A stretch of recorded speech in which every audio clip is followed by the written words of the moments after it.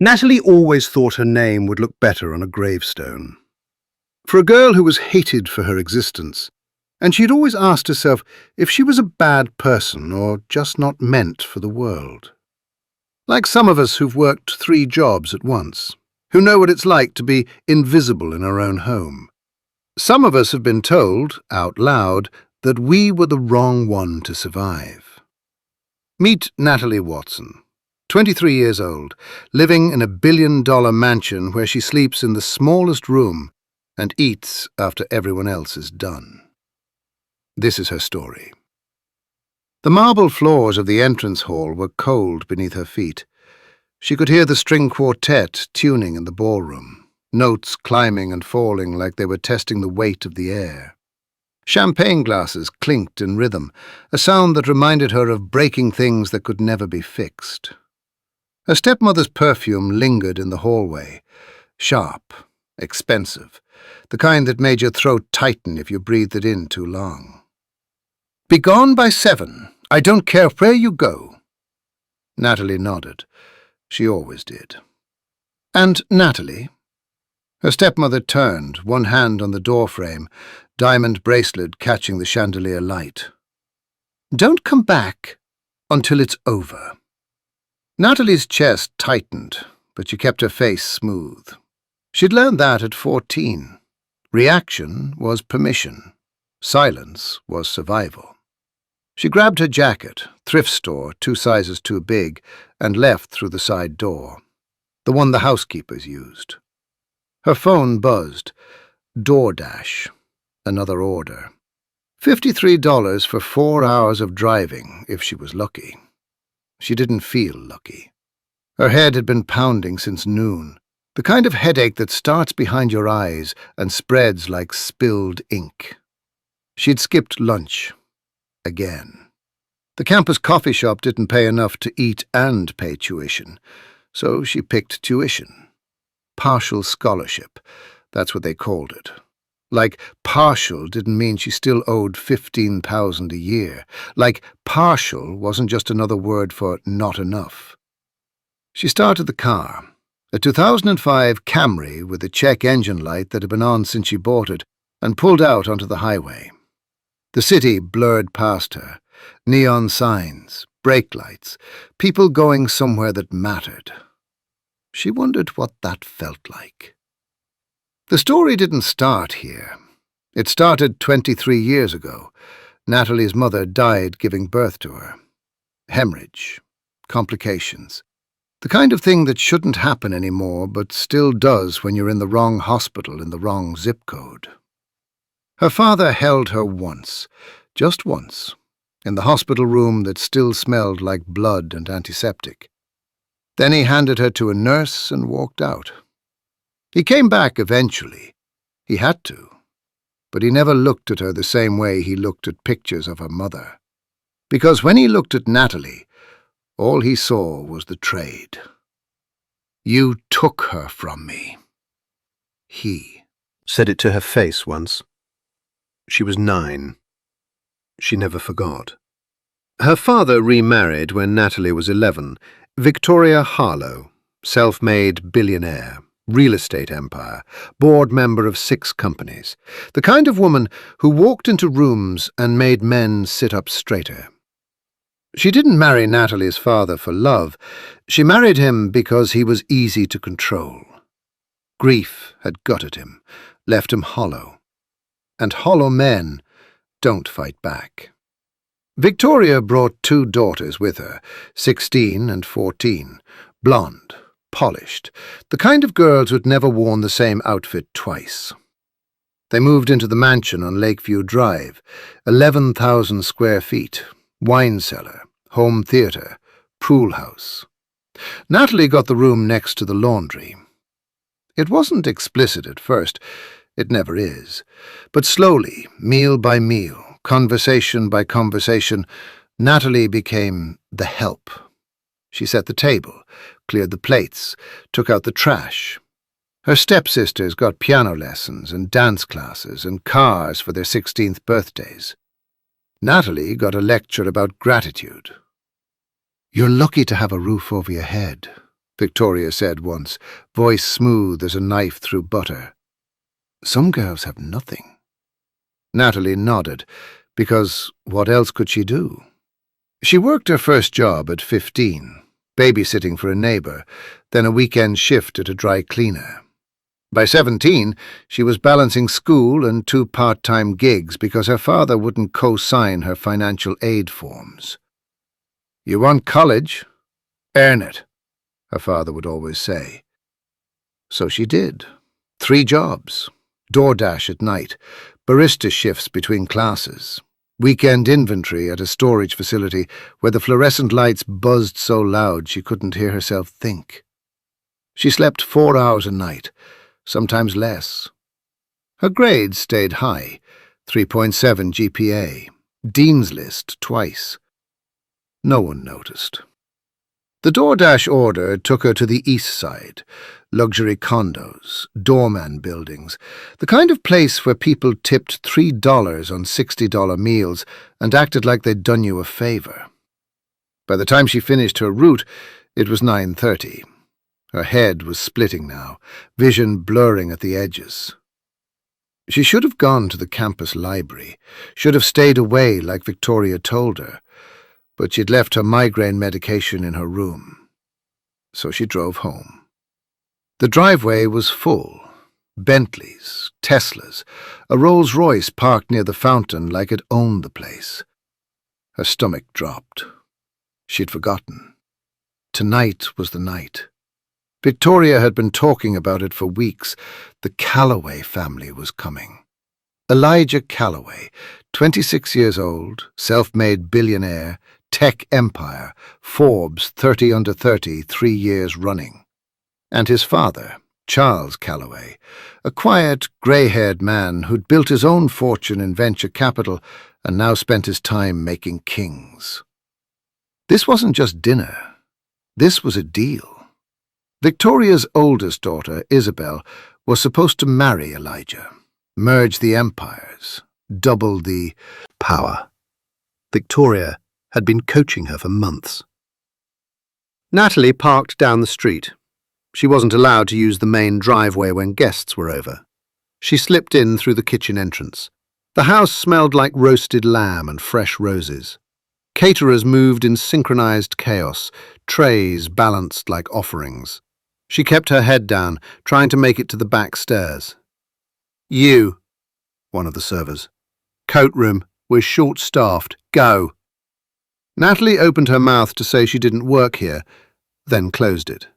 Because what was the difference, really? She took the coats. The ballroom was golden. Chandeliers dripped crystal. Silk drapes framed floor-to-ceiling windows that overlooked the lake. Women in gowns that cost more than Natalie's car. Men in tailored suits that fit like they were born in them. And there, in the centre of it all, was Elijah Calloway. Tall, sharp jawline, dark hair that looked effortless in the way only money could buy.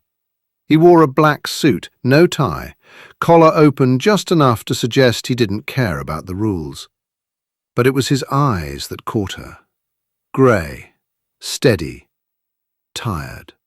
He looked like someone who'd already won everything and realized it didn't matter. Isabel was talking to him, laughing too loud, touching his arm every third sentence. He wasn't looking at her. Natalie's head throbbed. She pressed her fingers to her temple, trying to breathe through it. The room tilted. She grabbed the back of a chair to steady herself. And that's when he turned. Their eyes met. For a moment, the noise in the room faded. The string quartet, the laughter, the clinking glasses. Just her and him. He didn't smile. Neither did she. But something shifted. She looked away first. She always did. She slipped back toward the kitchen, pulse hammering in her ears. Behind her, Victoria's voice cut through the crowd, bright and sharp. "Elijah, darling, have you met my daughter Isabel? She's been dying to hear about your new acquisition in Singapore." Natalie disappeared into the hallway. She didn't see the way Elijah's gaze followed her, or the way Victoria noticed. Her room was small. Bed, desk, one window that overlooked the alley where they kept the trash bins. She found the medication, swallowed 2 pills dry, and sat on the edge of the bed. The bass from the music downstairs hummed through the walls. She closed her eyes. "You took her from me." Her father's voice, always there, always waiting. She pressed her palms to her eyes and breathed. Somewhere below, people were toasting, celebrating. She wasn't part of it. She never had been. She must have fallen asleep because the knock startled her awake, soft, hesitant. She opened the door. It was Marie, one of the housekeepers. Older woman, kind eyes, the only person in the house who'd ever asked Natalie how she was doing. "Mrs. Harlow wants to see you." Natalie's stomach twisted. "Now?" Marie nodded. In her office. Victoria's office was all glass and steel, minimalist, cold. She sat behind her desk, fingers steepled, expression unreadable. "Sit." Natalie sat. Victoria studied her for a long moment, then she smiled. It didn't reach her eyes. "Elijah Calloway asked about you." Natalie blinked. "What?" "Don't play stupid. It doesn't suit you." Victoria's voice was ice wrapped in silk. "He saw you tonight, and now he's asking questions." Natalie's pulse spiked. I don't care what you did or didn't do. This deal is worth $300 million. My daughter is going to marry Elijah Calloway. Do you understand?" Natalie nodded. "Good. So here's what's going to happen. You're going to stay away from him. You're going to be invisible. And if he asks about you again, you're going to tell him you're not interested." I don't care." Victoria's voice dropped, venom lacing every syllable. "You've been a ghost in this house for years. Stay one." Natalie stood. Her hands were shaking. She left without another word. But Elijah Calloway didn't ask questions. He showed up 3 days later. Natalie was working the morning shift at the coffee shop on campus. Rush hour, lines out the door, steam hissing, espresso machine screaming. She was mid-pour when she looked up. And there he was, Elijah Calloway, standing at the counter, watching her. Her heart stopped. "Americano, black." His voice was quiet, steady. She nodded, hands moving on autopilot. She handed in the cup. Their fingers brushed. "You left before I could introduce myself." She swallowed. "I wasn't a guest." "Neither was I.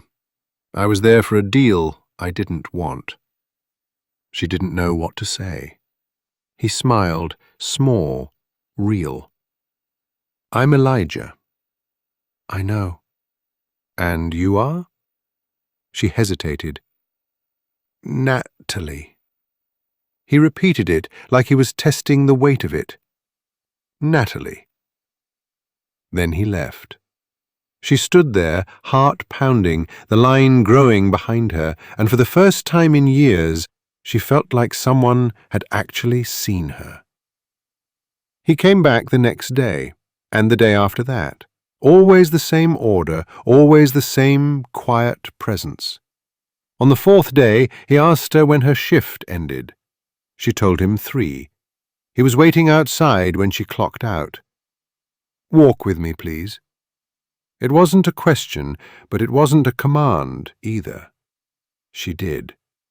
They walked through the park near campus, trees shedding gold and red. The air smelled like rain that hadn't fallen yet. "You don't talk much," he said. "Neither do you." Touché. They walked in silence for a while, then he stopped, turned to face her. "Why do you work 3 jobs?" She froze. "How did you—" "I asked. I'm good at finding things out." She looked away. I have tuition to pay. Your father doesn't help. The words came out sharper than she meant. Elijah didn't flinch. Victoria's your stepmother. Yes. And she doesn't help either. Natalie laughed. It came out bitter. She helps herself. Elijah nodded slowly, like he understood something she hadn't said.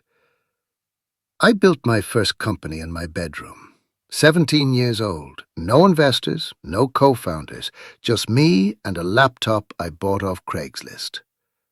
People think success is loud, but it's not. It's silent.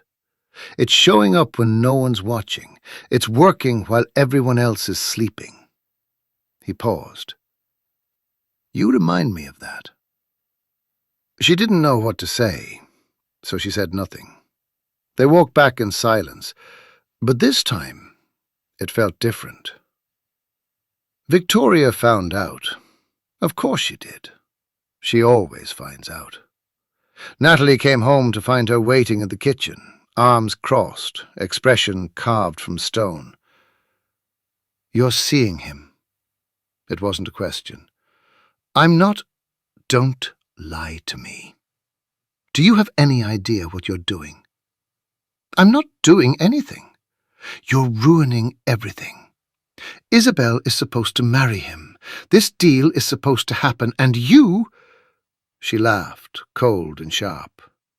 You think he's interested in you? You think you matter? Natalie's throat burned. You're nothing, Natalie. You've always been nothing, and the stake your father's been paying for since the day you were born. The words landed like fists. Natalie turned and walked out. She didn't cry. She'd run out of tears years ago. But Victoria wasn't done. She called Elijah's father. Charles Calloway was a man who valued control, order, legacy. He didn't like surprises, and Natalie was a surprise. He invited Elijah to lunch. I'm hearing things about a girl. Elijah didn't look up. What about her? She's not part of the arrangement. There is no arrangement. Charles set down his fork.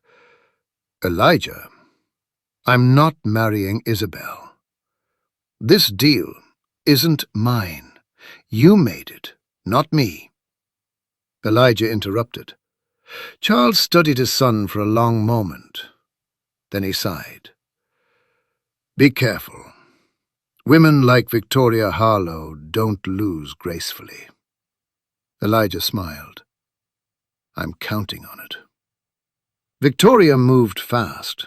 She called in favors, pulled strings, whispered in the right ears. Natalie's scholarships were suddenly under review. Her DoorDash account was flagged for suspicious activity. Her shifts at the coffee shop were cut in half. It was surgical, precise. Control isn't cruelty, Victoria had said once. It's currency. And she was spending it all to destroy Natalie. Natalie sat in her bed, staring at the email from the financial aid office. We regret to inform you. Her hands were shaking. She couldn't breathe. Everything she'd worked for, gone. A knock. She didn't answer. The door opened anyway. Her father stood in the doorway.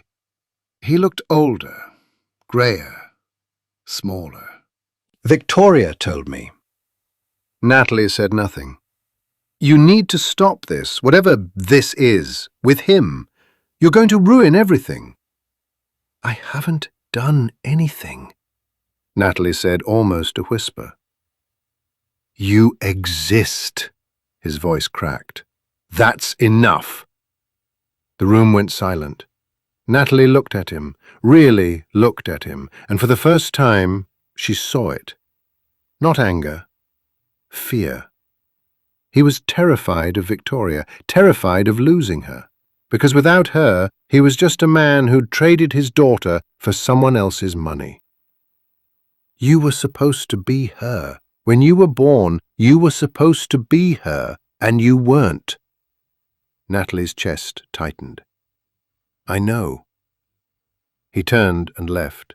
She didn't cry, but she felt something break. Elijah found her 2 days later. She was sitting on a bench outside the library, staring at nothing. He sat down beside her, didn't say anything, just sat. After a while, she spoke. Why me? He looked at her. I'm serious. Why me? You could have anyone, any woman in that ballroom, any woman in the world. She said it in pain. He was quiet for a long moment. Then he said, Because you didn't want anything from me. Everyone I meet wants something, an investment, a connection, a favor. They see the money, the name, the empire. He looked at her. You saw me. Just me. Her throat tightened. How can you tell I don't want anything from you? I don't know if I'm worth all this. You are. Elijah sus, and that was the first time she has ever heard those words. You don't know me. I know enough. She shook her head. My stepmother's going to destroy me. She's already started. My scholarships, my jobs, everything. Elijah's jaw tightened. Let her try. Victoria made her final move at the charity gala. It was the event of the season, black tie, A-list, 500 guests. Elijah was there, his father too. Isabel wore red, diamonds at her throat. And Natalie wasn't invited. But Elijah made sure she was. He sent a car, a dress, an invitation with his name on it. Victoria's face when Natalie walked in was a portrait of rage wrapped in a smile. The dress was midnight blue, simple, elegant. Natalie's hair was down, no makeup except a little mascara. She looked like herself, and she looked beautiful. Elijah crossed the room and offered his hand. Dance with me. The room went silent. Victoria's smile cracked. Isabel's face turned to stone. Natalie took his hand. They danced. And for 3 minutes and 47 seconds, nothing else existed. After the dance, Victoria cornered them near the balcony. Elijah, her voice was honey over glass. Might I have a word? No, Elijah said with finality. Her smile faltered. This is a mistake. The only mistake was you thinking I'd play along. Victoria's eyes flicked to Natalie, then back to Elijah. You'll regret. This, Victoria said, and meant it. She is one who would burn the world down just so her enemies' crops won't grow. I doubt it. Victoria turned to leave, then stopped, looked at Natalie. You think you've won, but you're still just a girl who killed her mother. The words hung in the air like smoke. Natalie's breath caught. Elijah stepped forward.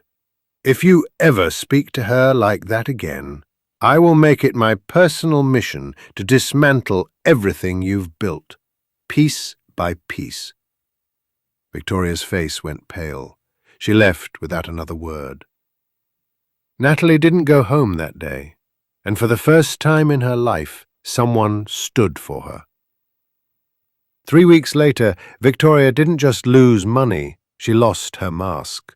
The Calloway deal collapsed. Investors vanished overnight. Then came the audits, then the investigations, and finally, the headlines. For years, she told Natalie she was nothing. Now the whole world watched her fall apart, piece by piece, while the girl she tried to destroy walked away whole. Some of it was Elijah. Most of it was karma. Because women like Victoria Harlow build empires on fear, and fear doesn't last. The night Natalie went back to the house, everything felt strange, too quiet, too empty, like the walls were holding their breath.